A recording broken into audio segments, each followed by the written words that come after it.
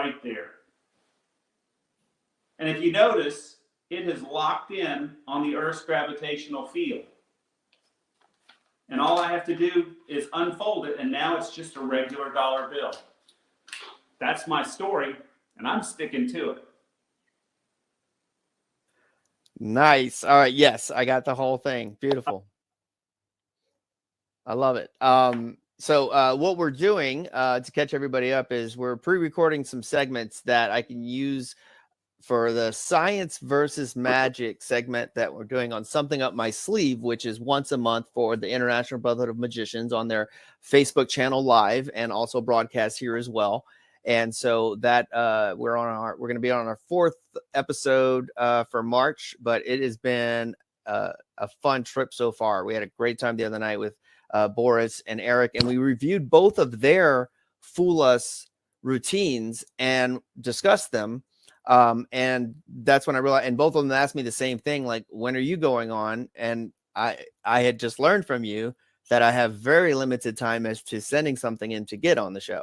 So that's when I realized, well, hey, what would make great content is if we actually discuss the whole brainstorming session of what the heck can I do on the show. So do you want to give me some thoughts before or after we watch yours? Oh, and I need to find the link to that. Should be on. So one of the things you do in Competition Act that is quirky and different enough. So the format you'll have to be in order to get accepted will be between 3 minutes and 5 minutes, no longer than 5. But if you were able to take the pick a card where you've got a completely normal deck and then it's obviously not a normal deck. I saw you do that at FISM with Kitty. Right. If we were able to kind of distill the magical moments of that and the entertainment part of that together, I think that might be something that would appeal to the audience. It's different. No one's ever seen it. And then it's just a matter of working out the details, because knowing how the trick works, you're going to have to do some things to keep everything clean at the beginning and the middle and the end. So you're talking about the electric deck? Electric deck, correct. So that's been my thought process for a while. And I want to start with that one to, if nothing else, rule it out, but know that I feel comfortable ruling it out, because I felt for a while that it has definite fooling potential. I mean, it was designed to fool in a competition situation for magicians, but there's a lot about it that makes me want to not go that direction, as far as keeping things, the simplicity of it and the fact that I have to have someone else there for one. But in thinking about how to reduce it in size, it might have more potential than I thought. Now, I would not do it with an assistant. I would find a way to do it yourself. And It might be nice to do it on the table, where you spring the cards in your hand and then you spread them on the table. And I think with the electric deck, you can even do the thing where you go down to the other side and pick up the cards and say this. Sure. Do you agree this is a completely normal deck? And then you do the thing where you prove that it's an electric deck, right? So here, let me find that one. But I think on the electric deck, can't you do it on the table just like you do with a normal card spread, where you do the bridge and bring them all across? You know what I'm talking about, right? Sure, yeah. Yeah.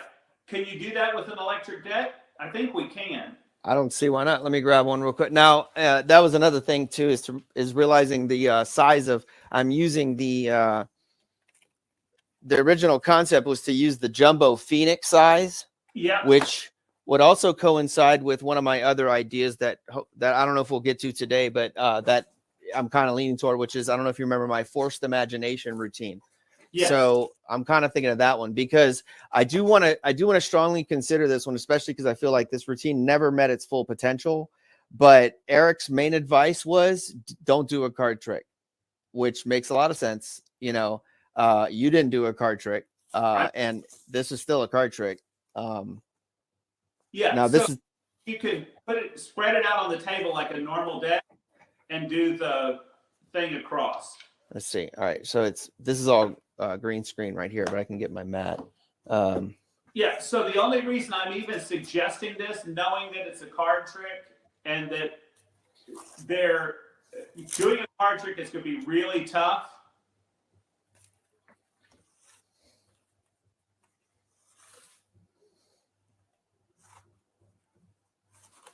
Oh wow, I'll try on the mat, but it's actually, I thought it'd be a lot easier to flip it.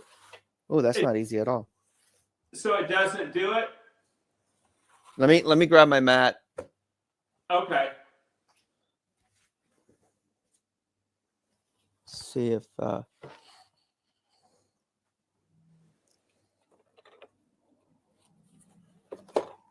So the reason I was thinking this might be good if it works on the mat is because you show that it's a normal deck, all different faces, right? And then you do the thing where you move them all across and it looks like a normal deck, and then you say, Yeah. "Can we agree this is a normal deck?" Well, actually, that doesn't look bad. It looks like I'm just collecting them, though. Yeah. It's hard to actually flip them. Now, wait, I should have a normal size one close. Hold on. Normal size electric deck. Maybe right. Here's one. Well, this one's shy a few. This is not a full one, but here's a normal size bicycle. Yeah. So no, same thing. They, for some reason, not being independent, they travel with you. They don't stay put. Which if all of a sudden, if you had a normal deck and you do this in slow motion, that's kind of interesting because it looks really strange to be able to do this with that much control. Except, look, you can kind of see the strings though. Okay. Yeah, I was thinking it would be cool if you could just show them as a normal deck, and then afterwards, after they both agree that it's a normal deck and they're not in any particular order, then do the cascade where it stops, and then you have them pick a card out of the electric deck, and then you'd have to cut it out like you do. Okay, so I'll pull up that one. Abel, did I give you that list I have of the videos? No, I got the one FISM video, but I didn't get a lot of other videos. Oh, that's the one though. With the electric deck that I want to show. I mean, that shows it better. I have a better version of it as far as the entire act went better and you can hear the audience. So that's the one I'd want to share, but we can see the electric deck part of that. So I've got another, I hate to do card tricks. It's really more of a mind reading trick. But I've got another one for you to look at and see if you like. I just don't want to tip it if there's more than just you and me and Abel on here. Oh, okay. Well then, who else? Well, no, there can be, so we can wait. We can definitely save that and I can remind me. And you can see if you're even interested. Oh, okay. Yeah. You can show it. You don't have to explain anything you don't feel like it. Yeah. So say again. I just want you to see these are all different, right? Okay. Yeah. Okay. Anytime you want, say stop. Stop. Okay. And this would be your card. Okay. I'm not going to look. Okay. You got it? Got it. Okay.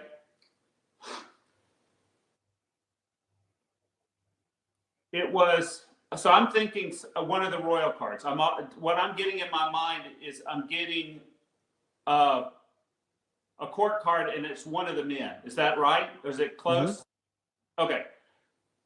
And I'm thinking it's a black male court card, so it's got to be either the king or the jack. And I'm thinking it's the jack.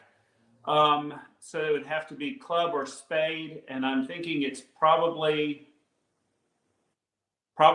the jack of spades. Was it the jack of spades? Jack of spades. Yes. Okay. So this is a trick that no one else has. and it's absolutely foolproof. Right after we get off, I'm going to have you come back on a private, like a messenger chat, so you can see how it works. Okay.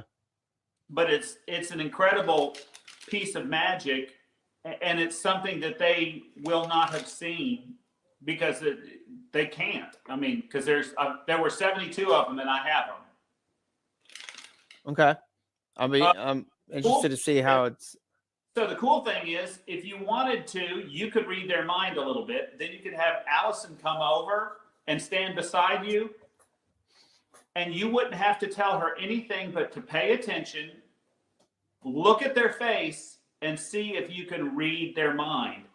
And she would be able to read their mind. Almost like an instant stooge, but completely different than your forced imagination. Okay. Well, Okay. that got me thinking, because that got me thinking about that one. That's always an option too, to have her be the one that the instant stooge, so to speak, in that routine. Yeah. But that wasn't my thought process. I'll tell you the thought process that I had in forced imagination. Let me see if I can locate the video so we can show the electric deck. Me realizing that I really wanted to be on this show, so when I'm sitting in the crowd watching you, so I got that great shot. That's what I'm using as the background during these segments, fooling them. What's that? Wait. Let me bring you back. On Fool Us? Is it true? Wait, what? That all your heroes have appeared on Fool Us? Yes. That so far it looks like it. Yeah, everybody, except Chuck Norris. We have yet to see, but I bet you Chuck Norris could probably go on and fool him somehow, right? Yeah. But yeah, pretty much. I was amazed talking today about like how many of my friends have been on the show. Like I feel like I'm really late to the party here. That's amazing to think about. I'm like, wow, these guys have really wowed people, and that's my buddies. That's amazing. It's really cool. Including this one right here. So wearing the same jacket with the Hogwarts crest. Here's scientist apparel. I'm gonna. It's what? It's the League of Ingenuity. Is that a superhero team? No, it was actually awarded to me when I got my 25th patent or something like that.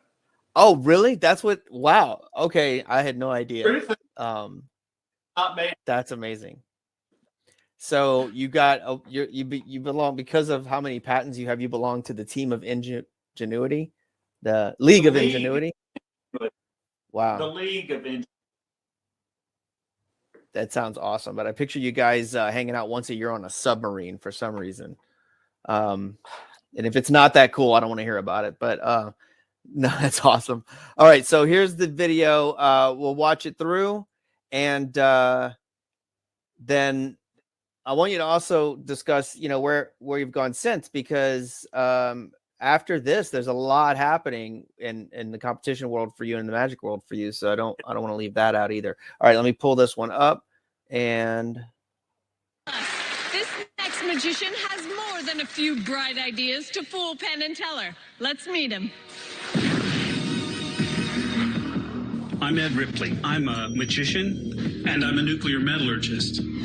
People don't understand that scientists are all about creative play. If you don't enjoy what you're doing, you're not going to be good at it. Science and magic originated in the same place. The original magicians were alchemists trying to change lead into gold. I've spent my career trying to exploit loopholes in the laws of physics, because it's only when you understand the rules that you're able to break them.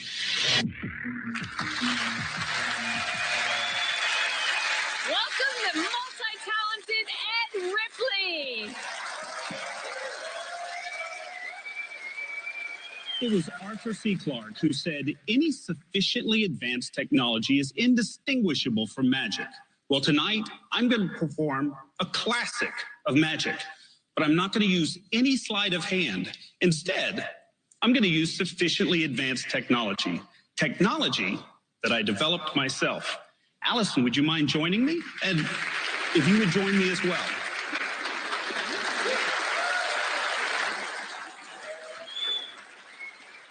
This is a printing machine, but it also functions as an unprinting machine. Let me demonstrate.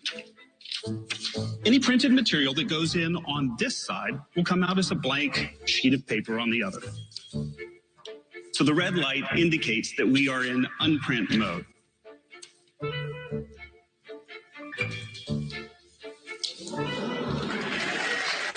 Isn't that awesome? I just turned a $100 bill into a blank sheet of paper. Now you might ask why I would do such a thing. You may not have noticed it, but I'm kind of a nerd, and I don't feel comfortable carrying a lot of cash. But I can carry all the paper I want. When I get to my destination, I simply flip the switch. And now it's in print mode. And just like my own little ATM machine, I have my $100 back.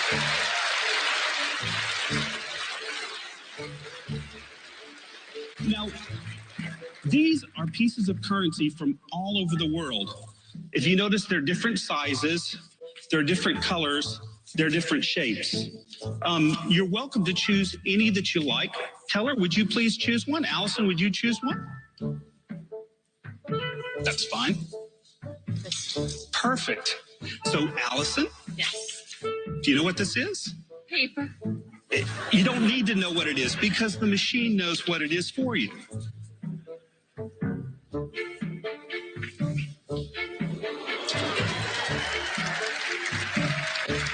It's a 5 Kiat note. Here you go. And you don't need to know what this one is either. I think I have an idea.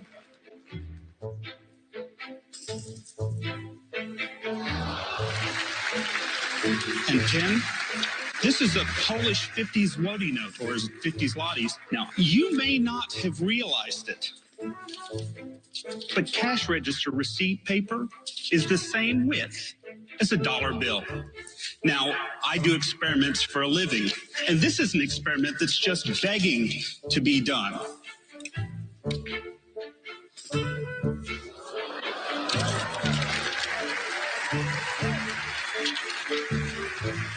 Oh, the red ink means we're running out of tape.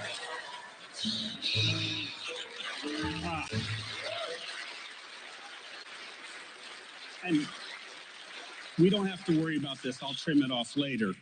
Now, as I said, this is a classic of magic.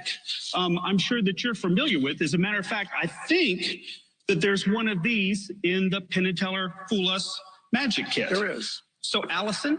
Yes. You may not know how this works. Put this thing apart. If you notice, this is a solid. Take it. Okay. And this one is also solid. And this is a piece of sufficiently advanced technology. Thank you very much. Wow.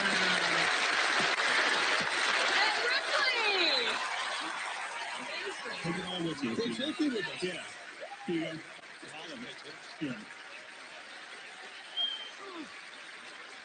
Wow, that was incredible. I love that trick. And it would be very useful. It's tremendously useful. Yes. I mean, probably not legal, but useful.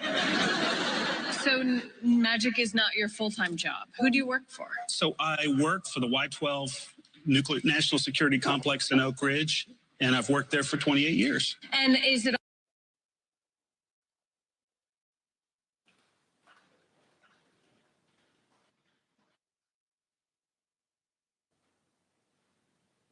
Sorry, Ed. I thought it was top secret. It's okay for you to say that? Yeah. Oh, all right. also true you She have was not supposed to patented a lot of So I have 20. Wait, she was what? She wasn't supposed to ask. That was on, they asked questions for a long, she asked for a long time while they were trying to figure it out.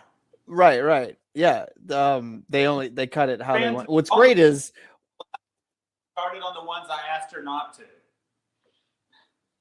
Oh, really? Oh, well, but then it Yeah. has to do with the editing too. I mean, it's the guys in post that they have control, but the camera so works to your favor. There's no way if I wanted to bust it that I could even show anybody the moment when we knew he had you. And I don't think I think Teller was convinced. I'm pretty sure from now that I'm watching again that Penn was the only one. He probably had to tell him what he knew because yeah, it was that. I mean, a split second of time, but it was sharp. I felt, well, let's finish it off. So then we'll talk about the 26 U.S. patents and several others that are in the process of being patented. That's incredible. So your mind never stops. I started my magic 44 years ago. My grandmother knew I was interested in magic, and she gave me $100 bill in 1973 and took me to Bob Hutchings' Magic Shack in Jacksonville. And that day I bought the linking rings, the cups and balls, and a book called Bobo's Coin Magic. And I perform all three of those tricks in my full-length shows every time. So I'm one of the few people I know that the first tricks they bought are the tricks that they still perform. And now you can make $100 to pay your grandma back. Yes. Yeah. Well, let's see if the boys figured out your trick. Well, Ed, let's start with a question. Is this yours? Yes. I don't mean you went to a store and bought it. This is yours? Yeah, it was designed by me and built with me and a friend who have a machine shop. Unbelievable. Well, thank you. Just what a beautiful prop. I mean, our magic set is nice, but we know what magic props look like. Yes. This is not a magic prop. This is a beautiful thing on every level. It's just gorgeous. Thank you. And we love most of all when someone takes a classic magic plot and then just does it again and does it so beautifully. And you are a scientist. That's what you said, right?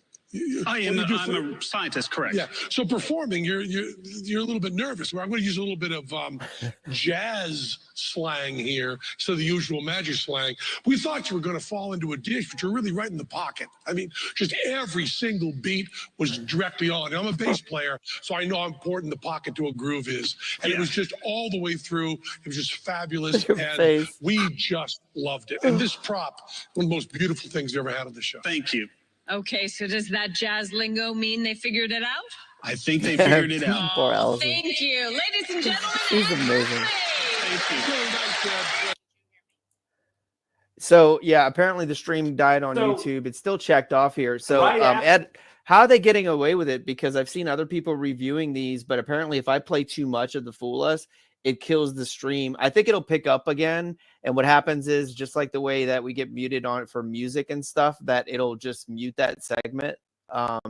So I think if I try to show that, I can probably show clips of it without showing the whole thing, which is fine. I mean, we're going to take this and do whatever we want as far as editing it together. It's more about the conversation after, which happens now. But do you know anything behind that? Have you been able to reshow the video? Yeah, I thought that it plays all the way through, but evidently it doesn't. Apparently if you're broadcasting, I don't know, I thought it might get cut after the fact, but there's it doesn't take much to get booted off of a live stream on Facebook now. Like, just if you play some popular music or something, you're dumb. The whole copyright thing. So probably because it was on a national broadcast. I don't know, because I've seen other people's YouTube videos and I'm not monetized on that channel, but regardless, we're going to have the interview. That's the main purpose behind it, and building to learning from this experience. So, right after I went off stage, Teller came backstage and he told me how much they enjoyed it, which was good. And he does talk in real life. He just doesn't talk on stage. And we talked, I'm not sure if you saw in the intro, but I did the miser stream into a fishbowl. and he commented how much he liked that. He does the Miser's Dream, and I actually did one of his moves to the Miser's Dream in my intro, and he mentioned that. And then he said they were down to 2 possible methods, and they guessed the right one. Okay, so well, I'm really curious as to what else they thought was going on. When I show you this thing after on we'll just do a Zoom call, I'll tell you what they thought they were. And okay. They guessed the right one. So I think that like maybe they would want, like they would probably debate sometimes over whether or not they want to honorarily give it, even if they're not fooled. And in this situation, the fact that you invented this thing and had such a different routine, Teller probably wanted to just like, you know, award it to you out of innovation, if nothing else. Now, had they seen this next video and how you can like improv a whole situation with this same machine, I cannot believe how this came together. I showed this for the Something Up My Sleeve, I think episode 1. I'm gonna show it again right now. And had they seen that added to the ability, I think they would have to award it. And this is where we decide it's time to use your magic machine to print some Canadian money. Hello, Michael Dardant here with my buddy Ed Ripley, and I'm going to the Festival de Magie de Quebec, and I realized I need some Canadian money. So I was wondering, Ed actually can magically change my money, so that's an American 100. Can you give me some Canadian money? Yeah, sure. I've got the machine all set up. All I have to do is put it in convert mode. That little red light indicates that it's ready to convert, and simply take the knob on it. And here you go. Nice. Wait. Awesome. So here you go. What is this? It's $134.42 Canadian. Just take that to the bank, and they'll give you. No, an IOU. Yeah. I got to go to Canada with this? Well, their money's colorful. I've got some American white money paper. You don't have any colored paper? Because I thought you could just print me some cash. Well, yeah. Here you go. Okay. So that's Canadian, right? I think so. That's well. Let's try. Okay. Okay. I need to switch it into print mode. Yeah. So Gotcha. that should work. Let's give this bad boy a little crank here. Okay. Oh yeah. Is that it? That's nice. Yeah. Well, that's a 5. Okay. That's us. Yeah. It's a 5. There you go. I'll get you another one. Okay. Yeah. Oh yeah. There you go. Yeah, that's awesome. Yeah, so we got another. Well, yeah, but that's going to take forever. Is the clear bit supposed to be in there? Try a different color. Yeah, but there's a clear spot. Yeah, that's Canadian stuff. Okay. But maybe try the green one. So what's that? I don't know. I don't care. Hopefully it's bigger than a 5. Yeah. Yes. Oh yeah, the green ones are 20. Nice. Oh, this one's got like 2 holes in it. Cool. This one's got like a little hole over here too. Yeah. That's the maple leaf. So that's supposed to be there? Yeah. Okay. Yeah, Cool. Awesome. Yeah. Yeah, that's another 5. Well, print me use the green ones. This isn't worth that much. Like, watch go back to if I blue. need change, Yeah. okay. Well, we'll try it. Yeah. Okay. You need another 20? Yeah. Okay. Yeah. Nice. Yeah. There you go. Thank you, Ed. All right, I'm ready for You my just shift. learned how to print a 20. Awesome. Why would you keep printing 5s? Tinker Glitch in the house. Thanks for showing up, and thanks for watching the YouTube stream, Biaco, to let us know what's going on. That's crazy. We'll get it all figured out. Ed, you know your camera's all turned. Did you turn yourself so you could see a different angle on the? You're flipped. Your camera's vertical or horizontal. You flipped your. No, you don't see. Are you there? Can you hear me?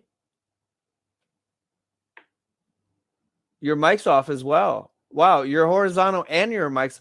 What is going on up there in Tennessee? Did you guys have some type of earthquake? You're flipped. Isn't he flipped? You don't hear me either? Wait, can nobody? What is everything broke? What's going on? Okay, all right. Raven can hear us. Raven, they hear me. So Ed, you not only can't hear me, or I can't hear you, but you're sideways. Yeah, you're flipped around. I'm not sure. So I think the funniest part of that video for me is when he switches back to printing 5s after we've already learned how to print 20s. Like, why stop with the blue paper?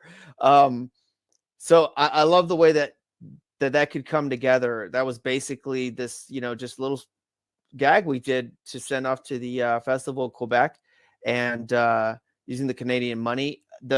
It's so much funnier if you speak French, because to read the subtitles makes it like funny on so many levels of translating what he's saying in French. So Ed, you want to maybe sign back in? I'm not sure. You know what? I'm going to remove you, bring you back in. Maybe I did something. Removing Ed and then adding to stream. Nope, you're still sideways. Sideways Ed Ripley, ladies and gentlemen. So what he still can't. What is?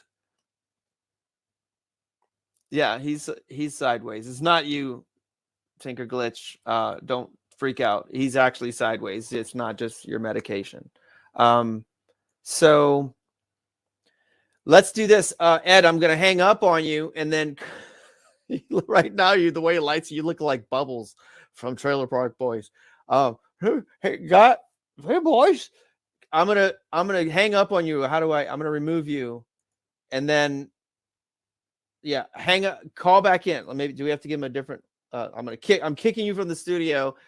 Come back in the studio, and then maybe it'll fix itself. I don't know how that happened, but when you play around with magic, that weird things get. I mean, it's true. We've all experienced it. We're like, what is going on?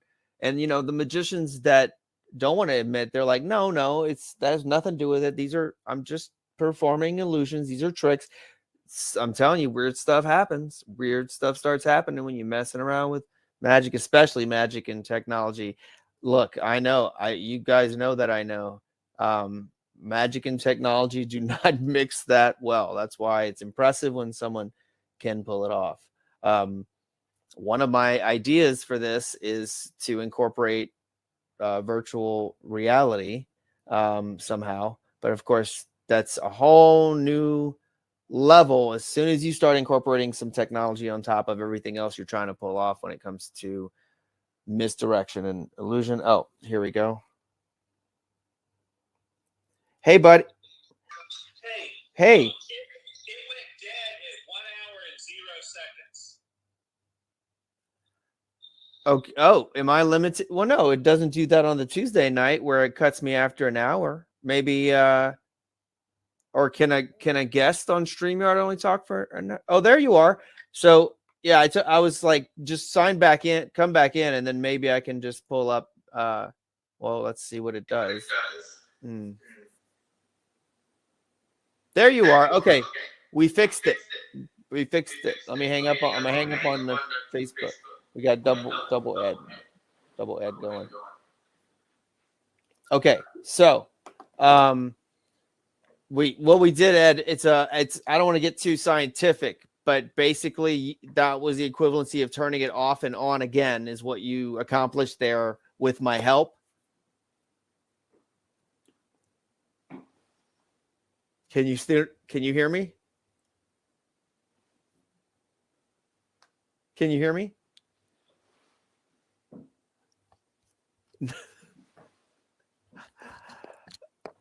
If you're messing with me, this is hilarious because you're cracking me up. Ed, I can tell you have a ring light. Oh, we lost that.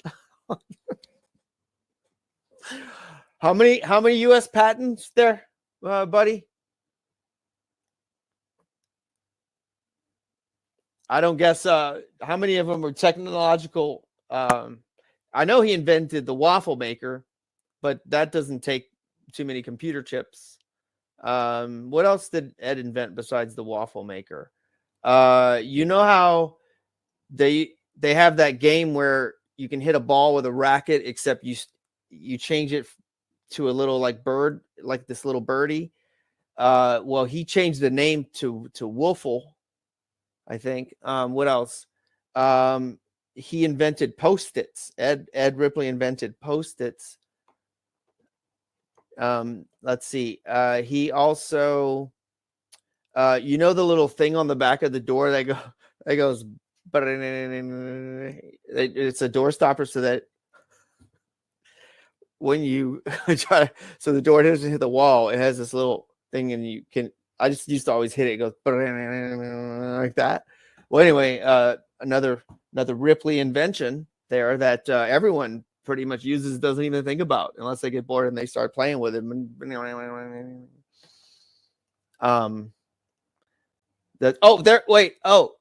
There he is. Okay, so there you go.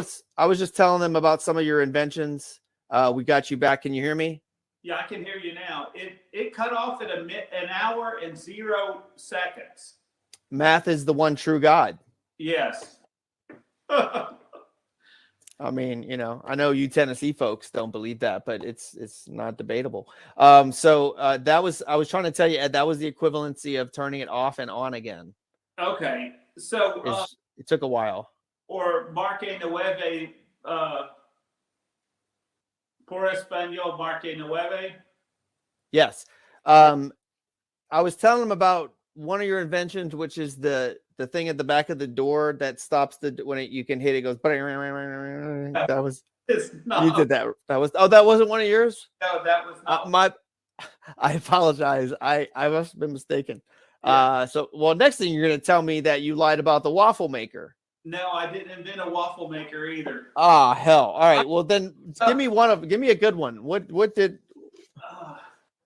So microwave casting and microwave heat treating, I've got probably more patents than anything else. And I developed some armor for the military that I'm pretty proud of. I developed a blast-resistant seat for the Buffalo MRAP, which is the troop transport that saved a bunch of people's lives and has also prevented some spine and head injuries.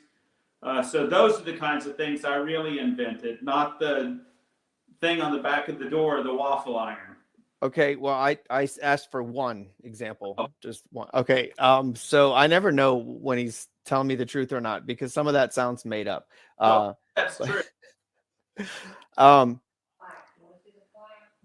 Becky said, so every time I get a patent, I get a plaque. Yeah. And she said, my wife's listening. She said, I've got a plaque. You want to see the plaque?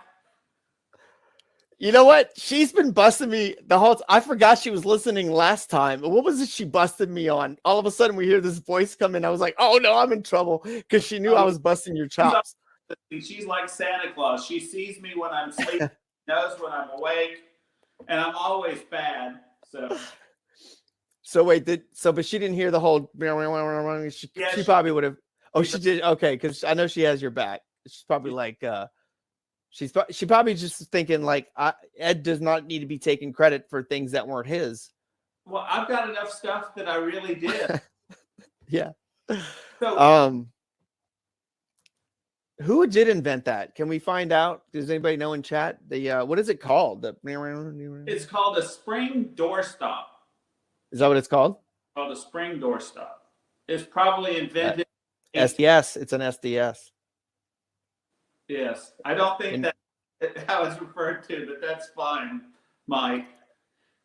So, all right, let's go back, because I feel that had they seen the Quebec video, they would want to just award it anyway. I think it was tough for them. And actually, that show, if I remember correctly, that not necessarily the episode, I'm not sure how they break them up, but because I'm sitting, for those that didn't hear, I was sitting look, there I am there I am in the audience, sitting there waiting for Ed to take the stage, because you get to bring an advisor, and that's going to see if they thought you were brilliant up until this point. They're like, you brought who to Vegas? Yeah. So actually, Mike, you're not allowed to bring an advisor. That was something I added to the rider on my contract, because I wanted somebody that knew something about television to watch my angles and to have my back. But you're not allowed to bring an advisor. Oh, wow. All this time, I didn't realize. I thought that's. No, I added it. I said, I really need some help. I have never done TV. And I said, I've got a friend that's brilliant at it, and I want to bring him along. And they said, if he stays in your room and pays his own hotel, we'll give him a laminate. So That was And totally me having your back, buddy.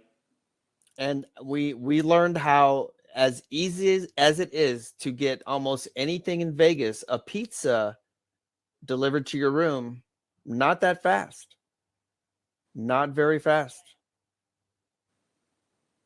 Ed, I don't know if I just remembered the name.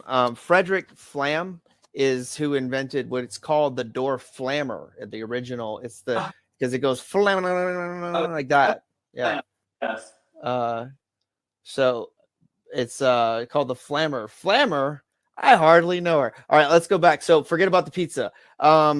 I see you so I've been fooled this whole time because I didn't know that was something that you worked out. But anyway, I feel very privileged, and honestly, yeah, I did my job, but I don't feel like my job really was much because at one point I stood off to the side and I said to the cameraman, "This looks great," and that was about it. And but I'll take credit because I was going to say the camera work was impeccable, and that's what convinced me that I want to be part of this show because of my previous experience with, I won't say the real name. Let's call them America's Got Issues. Anyway, I was not happy with them.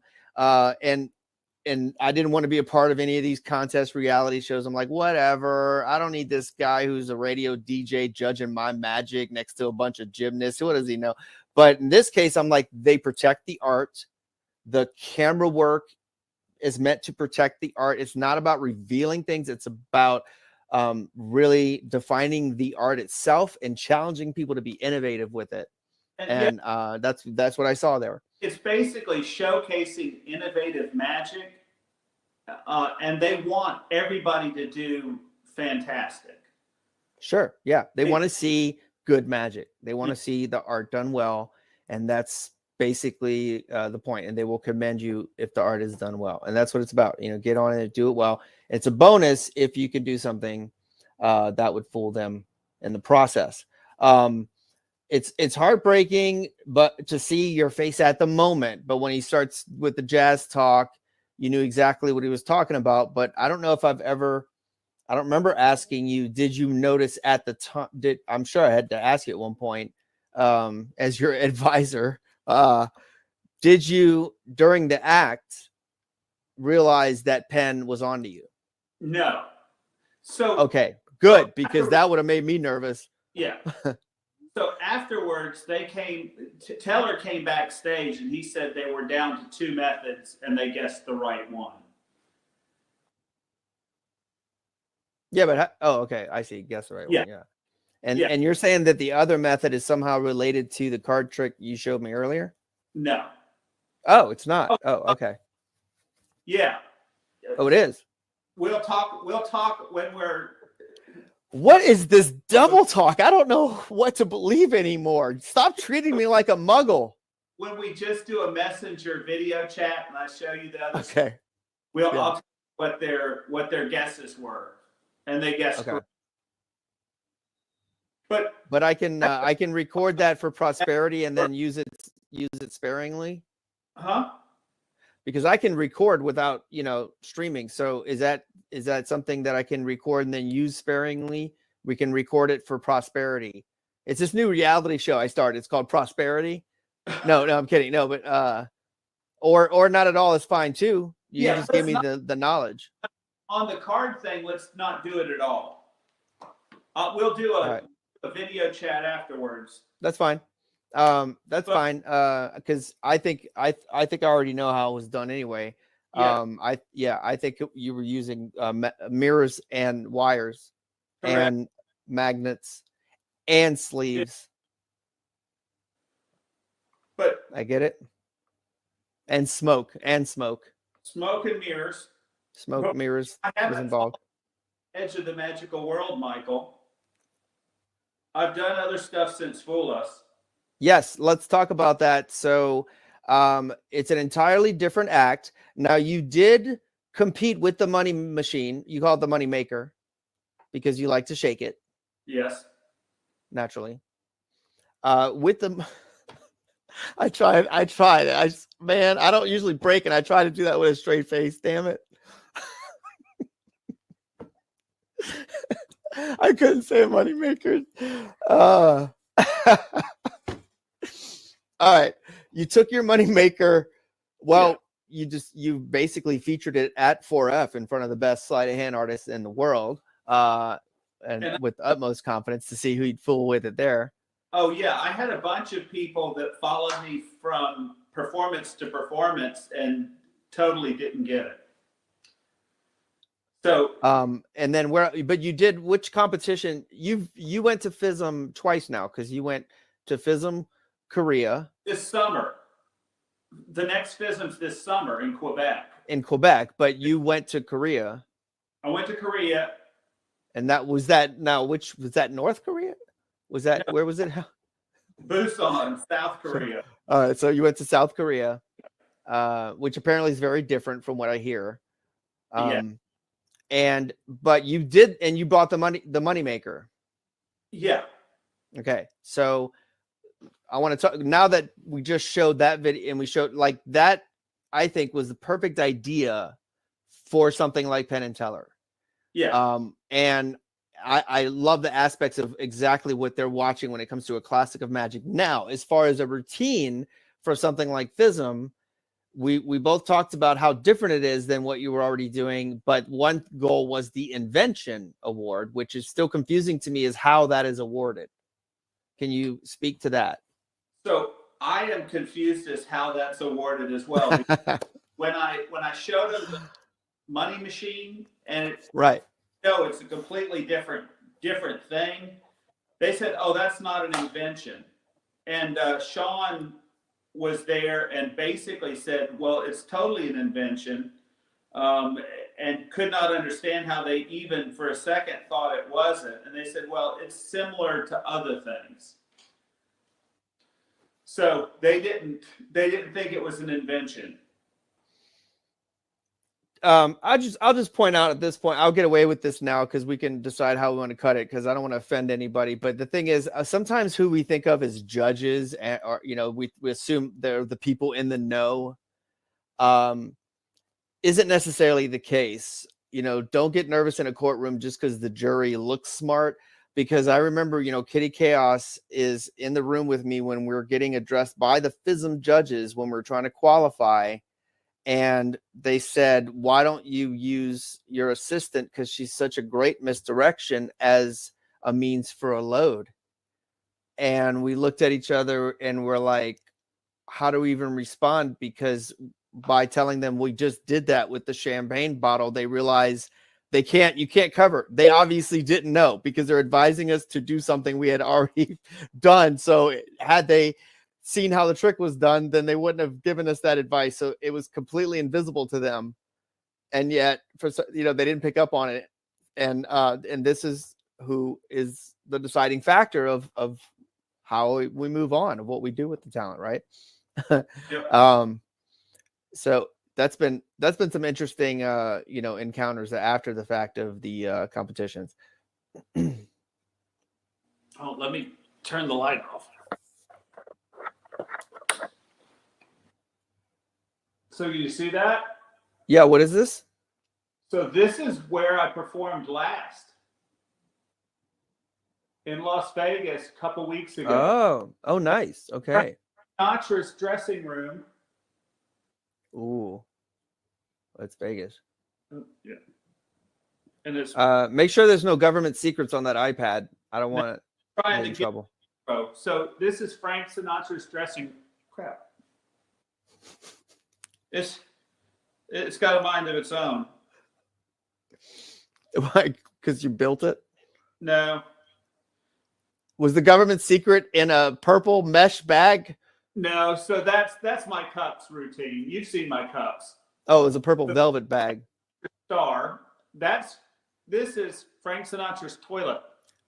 Oh, that's okay. That was his dressing room, because I was going to tell you they got your name wrong. Wow. Okay. You got a picture of the toilet? Okay. And then right behind me, when I'm at the dressing table, that box is there. And inside the box, I think, are his shoes that they would shine every night for him to go on stage, and his Stetson fedora that's all brushed out so it'll sparkle in the light. And right before he goes on, he puts on his shoes and his hat and goes out, and they're still in the box. So what show was that? That you were in his dressing room? Yeah, Or...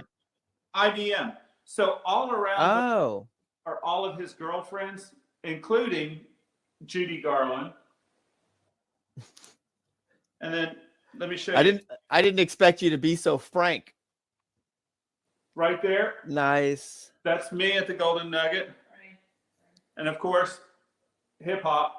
Yes. When you think of me, Mike, I think of one of the greatest hip hop artists I've ever known.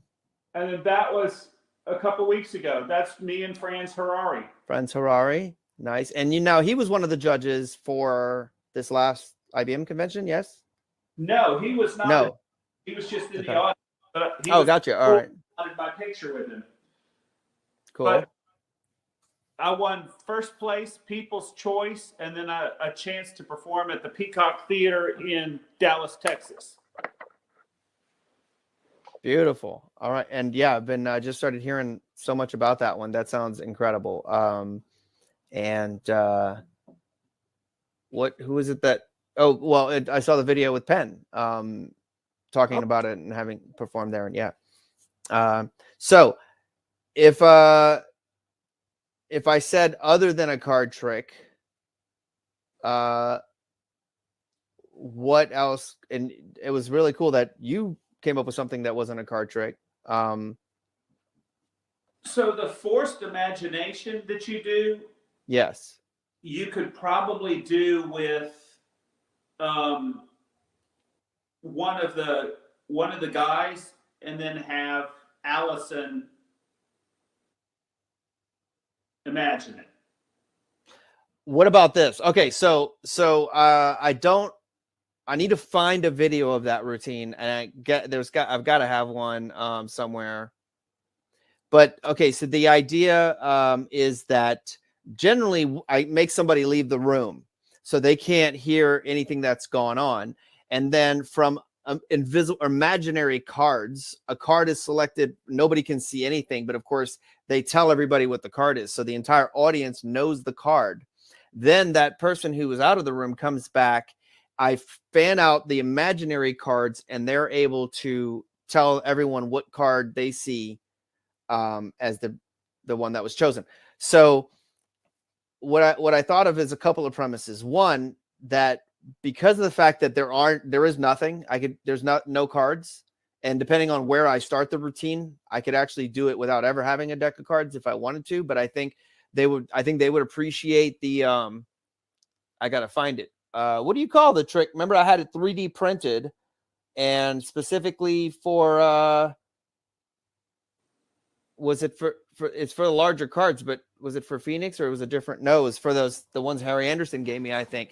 But the mirror box, I was calling it the mirror box, my box of mystery. Yeah. Here's okay. So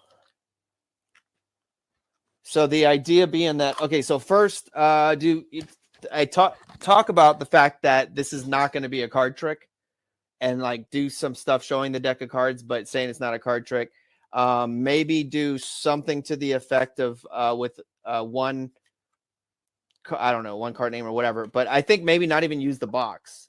Just take the cards, put them in the box of mystery, and then so these go in here, and then now we tap into an alternate reality where cards don't exist. So now there are no cards because this is a mirror to other realities. Then I take the imaginary cards, and that's what we're using. So I think this is not going to fool them, but I think they might appreciate what I've done with it and how the routine I put together. I'm the only person that made it into a mirror situation, and really starts the routine from this, because this is generally an ending because the deck's gone.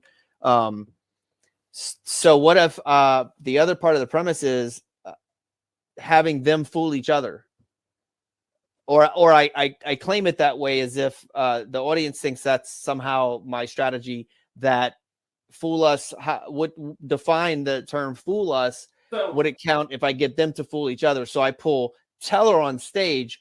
but give him earphones and maybe put something over his head, a blindfold, so he can't hear the rest. Then go out into the crowd, have Penn pick from the imaginary cards. So I would probably have Teller pick and maybe give Penn Jillette a set of ear cans with some jazz music on it so that he can't hear. You know, headphones, and have Penn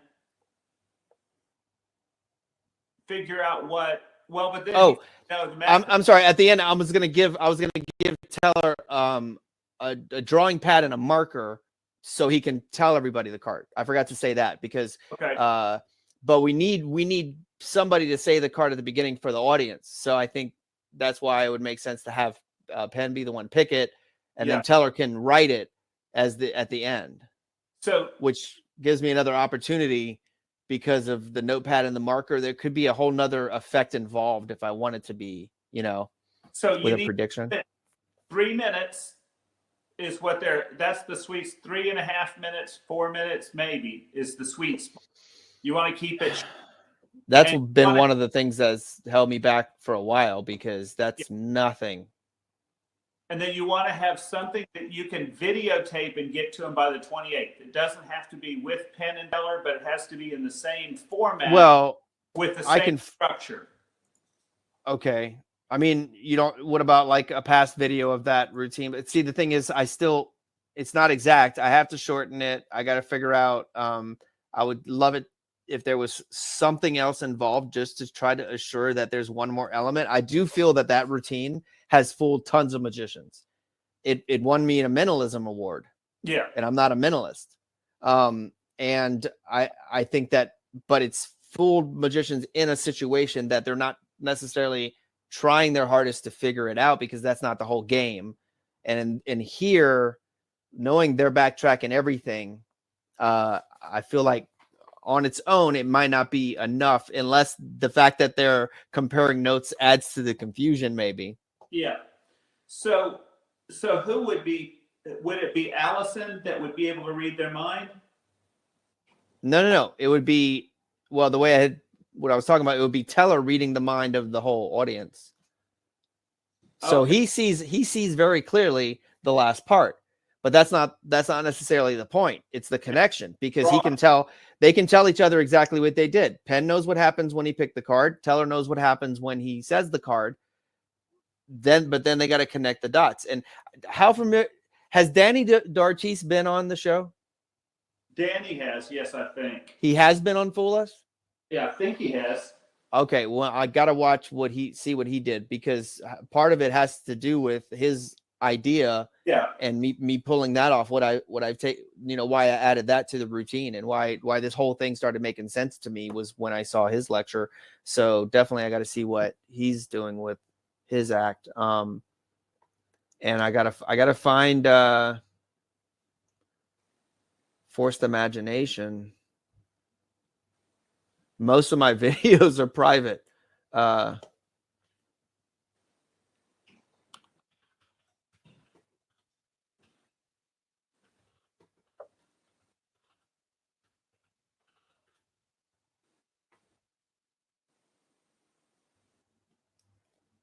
So I don't think Ortiz has been on Penn and Teller.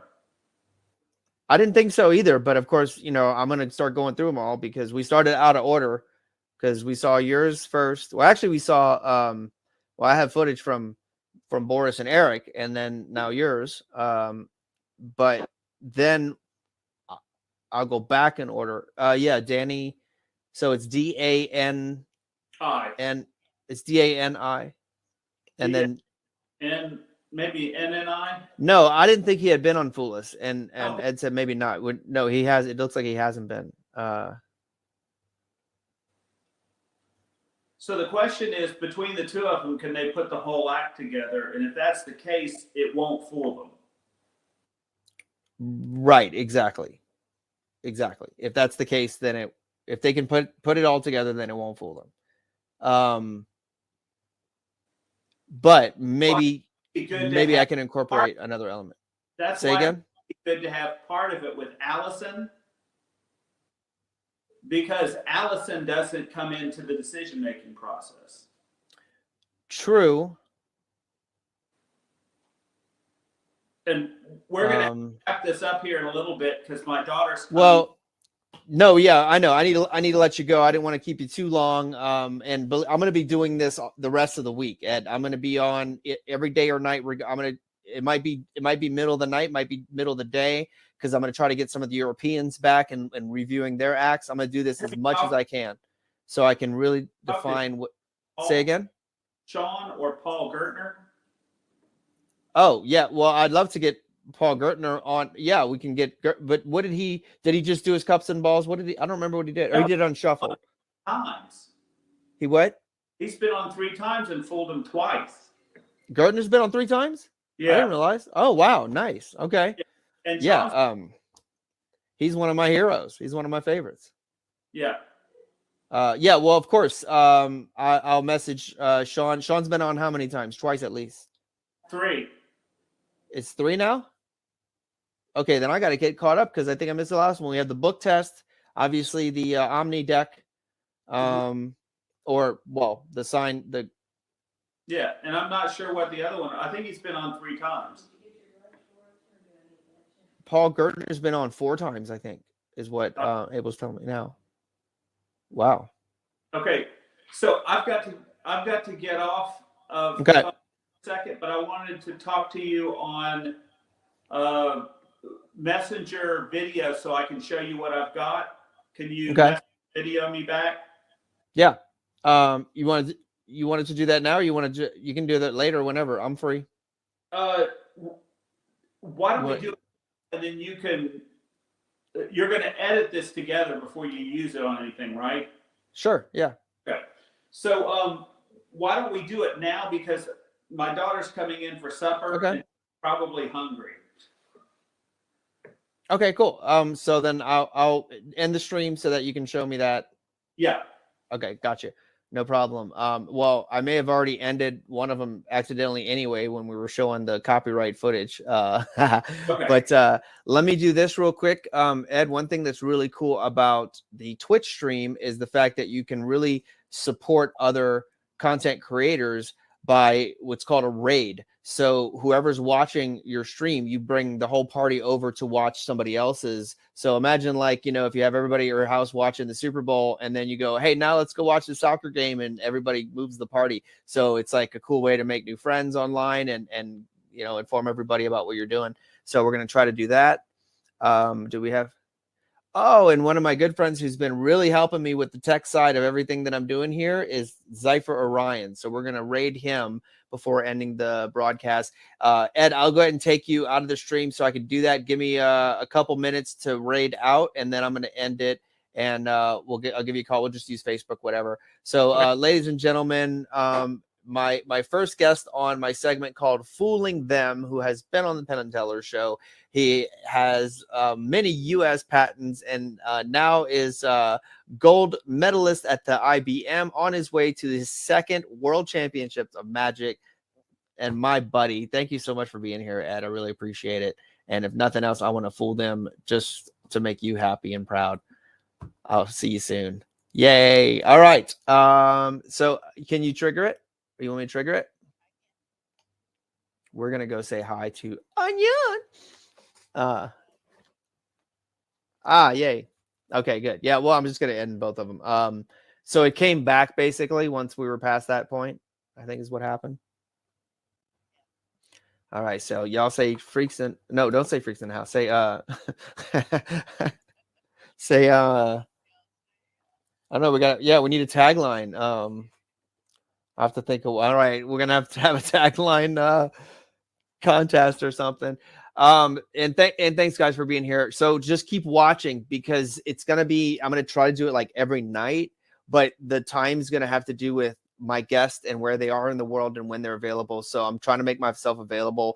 Watch for this. I'm going to keep doing these at random times and keep this Fooling Them segment going as much as I can, and then figure out what the heck I'm going to do. And I'm going to be super nervous, but I know you guys can't wait. And well, it'll be fun. It'll be a blast. And all of you are invited. So big party in Vegas in Frank Sinatra's suite. Just tell them you know me. It's fine.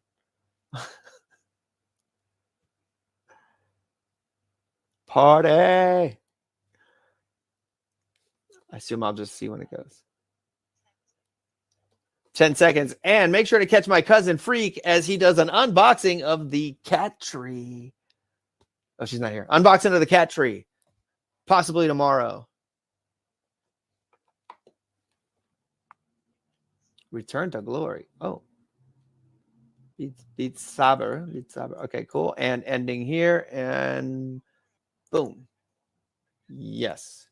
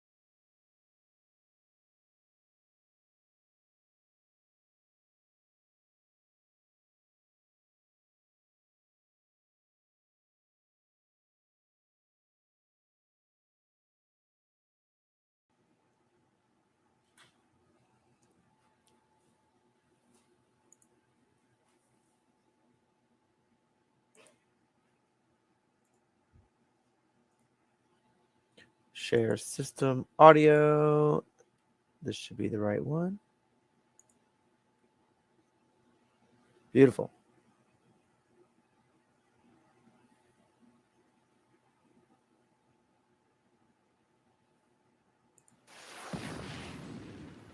Hi there, my name is Katrina, and I'm a professional magician out of Los Angeles, California.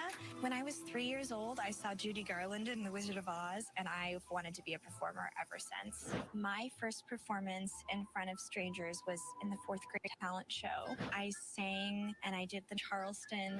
I went to clown school. I used my clowning in magic and juggling and stilt walking and basically all of the things that I do. Something I love about swing dancing and magic is they're both universal languages that people can share and understand anywhere. I'm here to fool Penn and Teller, and I hope that some little girl watching this today will be inspired and maybe grow up to become a magician or president or magician president, astronaut cowboy. Ladies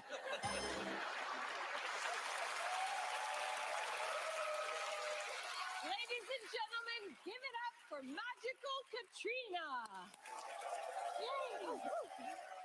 It is such an honor to be here. My name is Katrina, and I'm an old-fashioned girl who likes old-timey things from days gone by, like wearing vintage clothing, swing dancing, rotary phones, Penn and Teller.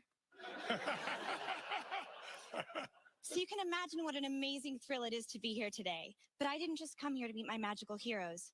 I came here because I need help. For the past few years, my dating life has been unsuccessful. And honestly, I think it's because of a lack of judgment. I should probably stop dating magicians. Yeah. So I actually came here to get some dating advice. Penn, would you come up and help me? I'll do my best. Yeah. Oh, yay!